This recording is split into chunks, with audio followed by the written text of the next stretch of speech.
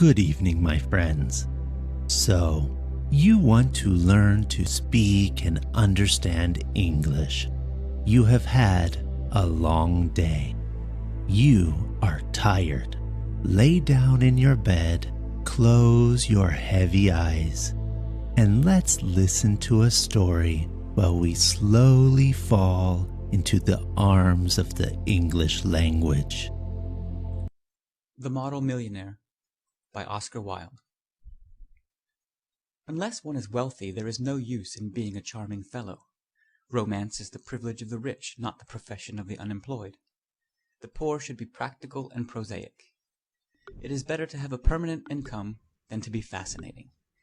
These are the great truths of modern life, which Huey Erskine never realized, poor Huey. Intellectually, we must admit he was not of much importance. He never said a brilliant or even an ill-natured thing in his life.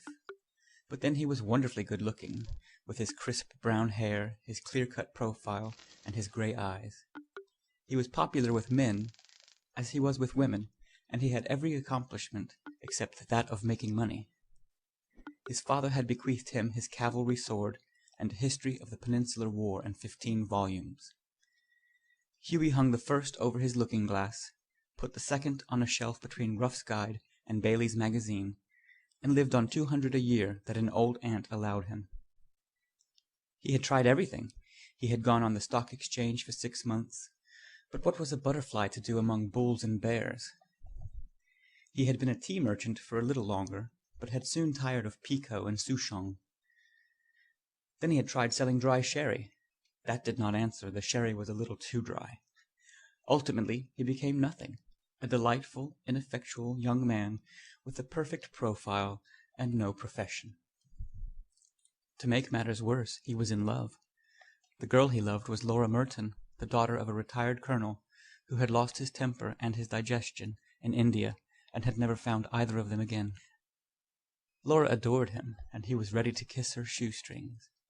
They were the handsomest couple in London, and had not a penny piece between them. The colonel was very fond of Huey, but would not hear of any engagement. "Come to me, my boy, when you have got 10,000 pounds of your own, and we will see about it," he used to say. And Huey looked very glum in those days, and had to go to Laura for consolation. One morning, as he was on his way to Holland Park, where the Mertons lived, he dropped in to see a great friend of his, Alan Trevor. Trevor was a painter. Indeed, few people escape that nowadays. But he was also an artist, and artists are rather rare. Personally, he was a strange, rough fellow with a freckled face and a red, ragged beard. However, when he took up the brush, he was a real master, and his pictures were eagerly sought after. He had been very much attracted by Huey at first, it must be acknowledged, entirely on account of his personal charm. "The only people a painter should know," he used to say, "are people who are bait and beautiful, people who are an artistic pleasure to look at and an intellectual repose to talk to. Men who are dandies and women who are darlings rule the world.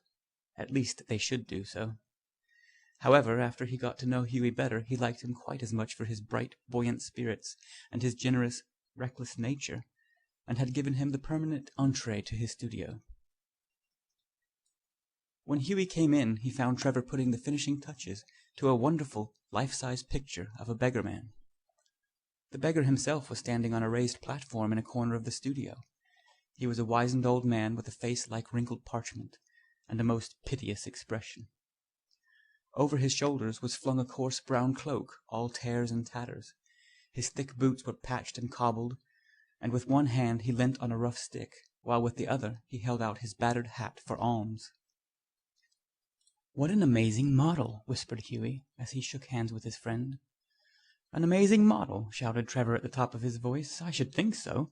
Such beggars as he are not to be met with every day. À trouvaille, mon cher, a living Velasquez. My stars, what an etching Rembrandt would have made of him." "Poor old chap," said Huey, "how miserable he looks. But I suppose to you painters his face is his fortune." "Certainly," replied Trevor. "You don't want a beggar to look happy, do you?" "How much does a model get for sitting?" asked Huey, as he found himself a comfortable seat on a divan. "A shilling an hour."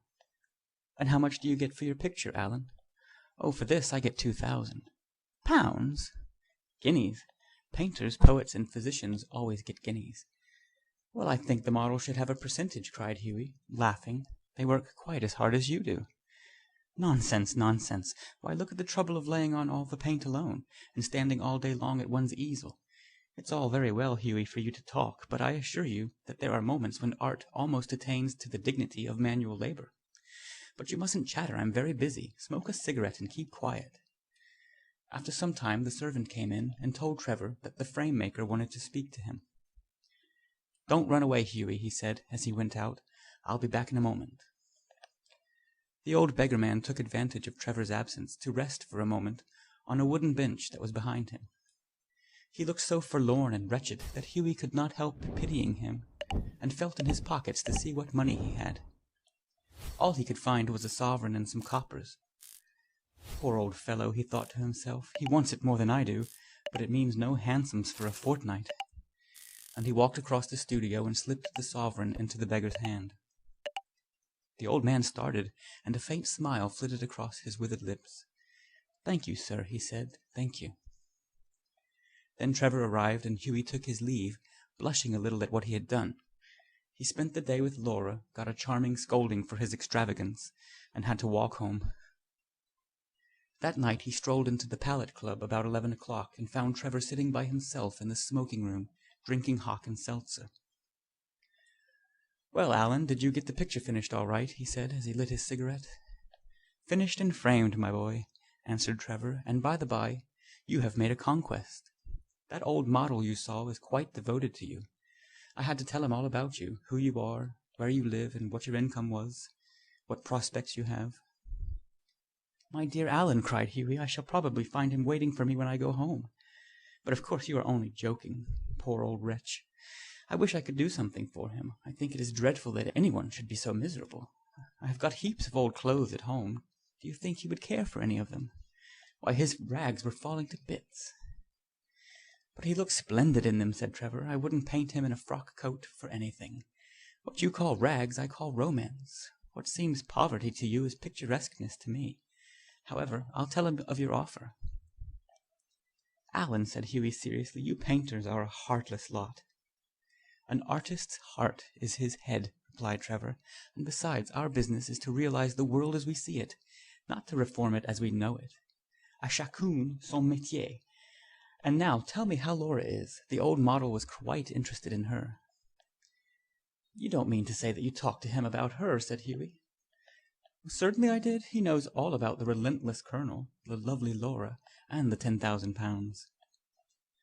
"You told that old beggar all my private affairs?" cried Hughie, looking very red and angry. "My dear boy," said Trevor, smiling, "that old beggar, as you call him, is one of the richest men in Europe. He could buy all London tomorrow without overdrawing his account. He has a house in every capital, dines off gold plate, and can prevent Russia from going to war when he chooses." "What on earth do you mean?" exclaimed Hughie.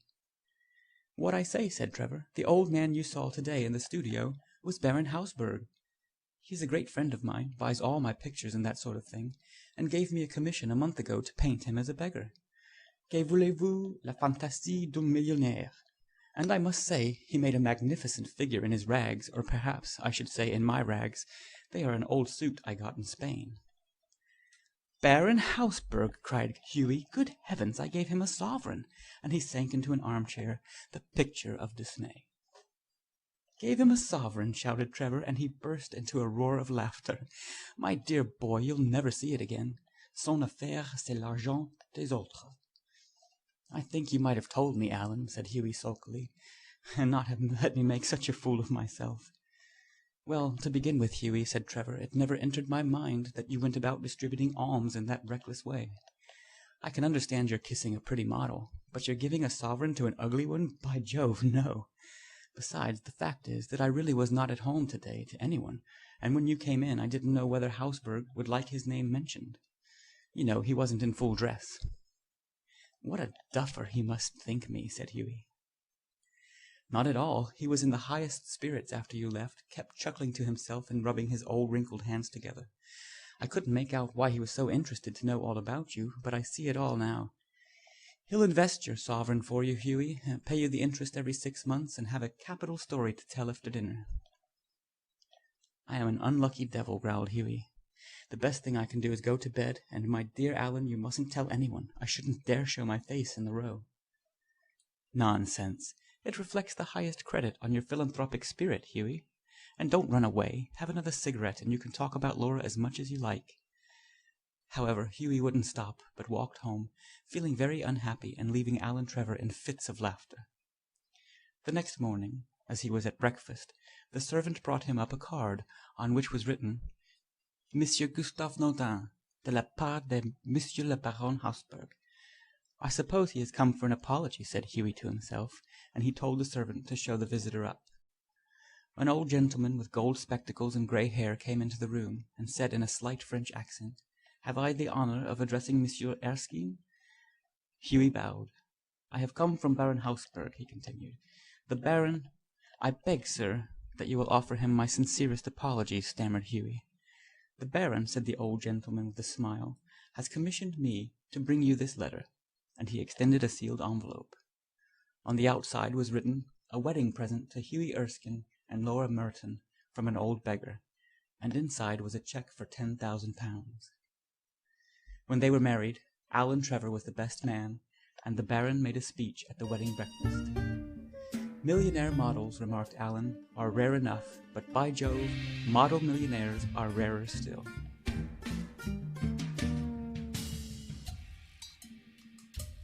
End of The Model Millionaire by Oscar Wilde.